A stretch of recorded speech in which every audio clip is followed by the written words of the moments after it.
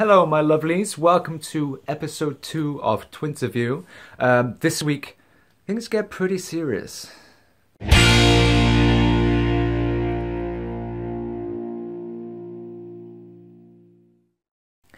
try and do a selfless act every time I'm presented with the opportunity to do a selfless act. It makes you feel good, it's great for the other person, and I think my personal belief is that with all the major problems that go on in the world, it's the everyday, ordinary people like us just doing small little daily actions that make small little differences in someone else's day, actually make a profound influence if done en masse. So little things done on mass scale and done regularly and consistently can change the world. That's my personal hippie belief. So I try and do a selfless act anytime I can, whether it's like, just stopping when someone's car's broken down and offering to help them out, or opening the door for someone, or buying a homeless person some food, or just being genuinely sound to people, or taking a minute just to acknowledge the person serving you in the shop and have a chat with them and break their hour up a little bit. It doesn't have to be anything massive, but I think just being nice to people is a good thing.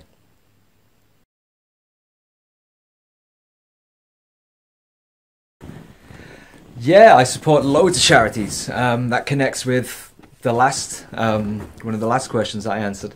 I support lots of charities, but I'm not sort of like long-term committed to any one group of charities. There's so many different causes that are important to me and that are important. So I tend to fluctuate between them quite a lot. So for a long time, I was a member of Oxfam and World Villages for Children and Shelter and things like that. But then it changes because I feel like there's there's so many things. Where do you start? Where do you stop? There's so many places in the world that need our help and our money. And yeah, I think I'm sort of divided on that, because I think it's good to maybe just pick a few causes that you're really passionate about and just focus and commit to them. I think that's a good thing. But for me at the moment, I'm kind of comfortable, wherever my interest sort of goes at that time, I channel my support that way. But who knows? But I mean, whatever groove you fit into on the charity thing, whether you just focus on a few or whether you spread it about, as long as you're doing something and you're helping consistently, then I don't think it matters.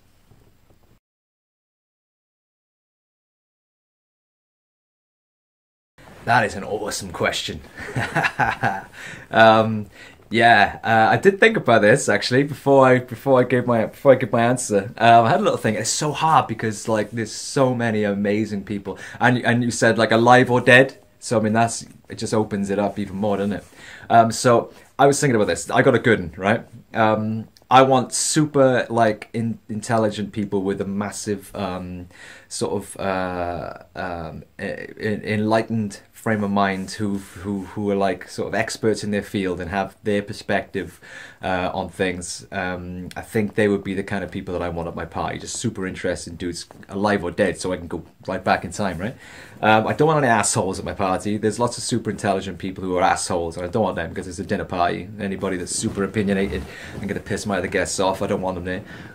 So I had to pick somebody from like right back in the day, who was like the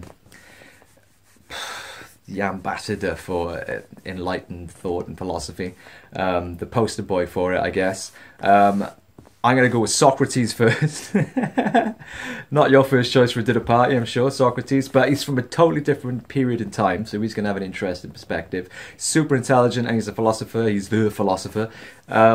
So we'll have Socrates, I think, because he'll be able to give us an interesting perspective on where we're at right now. He's number one, Socrates, and I reckon he can party too. Then I go for Carl Sagan. As you know, I'm a massive Carl Sagan fan. Carl Sagan being a scientist and a super intellectual, clever and humanistic and decent and interesting guy. Very well-rounded guy as well. Knows a lot about a lot of stuff. He would be cool. Again, you'll blow your mind, but he's not an asshole about it. He's a cool guy. So we'll have him. And then, and he's dead as well. So we got two two come from the grave, and then I think we need two kind of modern players, really. But we don't want the party to be too heavy, right? So I think, like with Sagan and Socrates, we could get into some kind of pretty heavy waters there, you know? So I was thinking Stephen Fry, we chuck him in, because not only is he super intelligent and he could sort of like, he could be a part of whatever Socrates and Sagan are going on about. I think Fry could be in there with his take on stuff, and he'd be able to hold his own, I think. And he's funny and amiable and personable, and just an all-around kind of awesome guy. I think Fry would be a good mediating water between those two.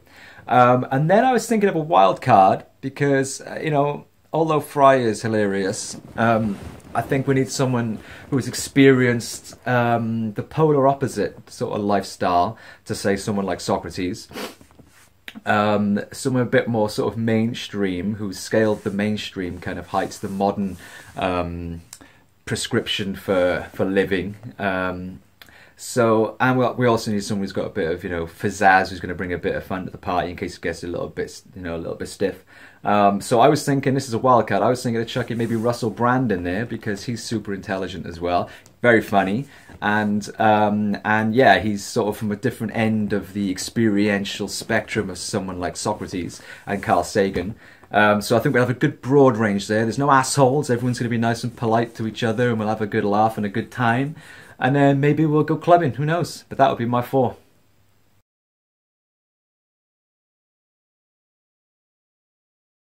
Ah, the Brexit question. Yeah, I've cooled down a little bit on that now. It's been a while since that happened, and at the time I was really pissed off about it.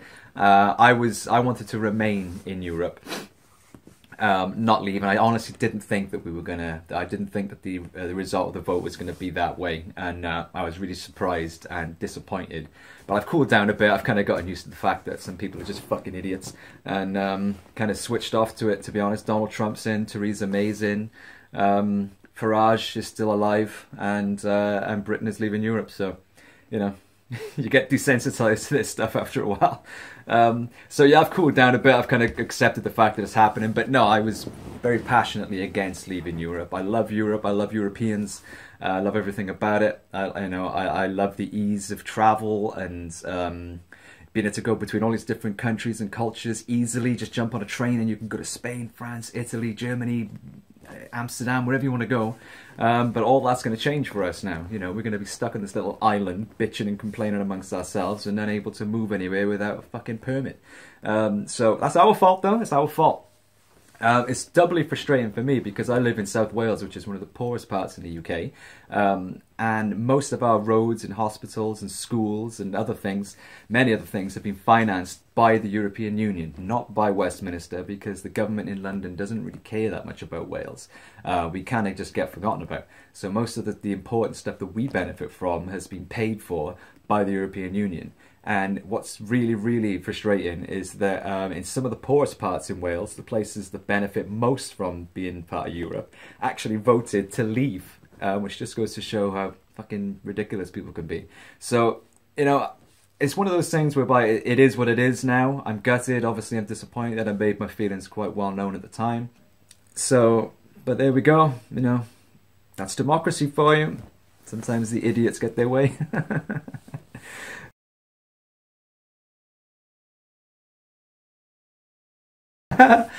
So we're going to finish on this one, which is this is like the heaviest of the lot. We're going to end high here. Okay, so which question do you not like being asked, or do I not like answering? Yeah, there's one question that I get asked all the time. I don't know why.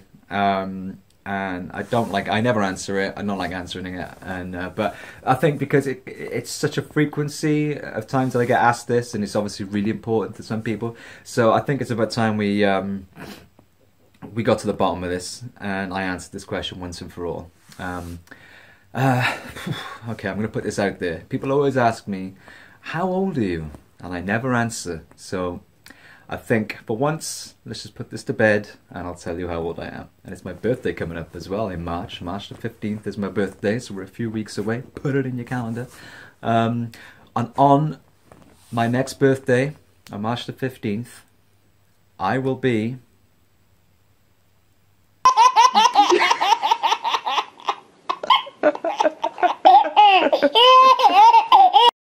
actually think I was going to tell you, did you? Surely not. So thank you so much, guys, for sending me your questions. Keep them coming at #Twinterview. They don't have to be about me. They can be about anything you like. Yeah, I'm not saying I know anything about any of these things. We're just having a two-way conversation. So keep them coming. It's super fun and interesting. I hope it is for you too. Leave your answers in the comments below as well on the YouTube page, saying what your answers to these questions would be. Who would be your 4 most awesome and interesting dinner party guests, alive or dead, for example? Put that below, and I'll read them, because that'll be cool as well to see what your feedback on that is and your thoughts are. And keep them coming. Have a wicked weekend. Thanks so much for all the support and everything. I hope you're all awesome. I'll see you again next week. Love you a bit. Bye bye. Mwah.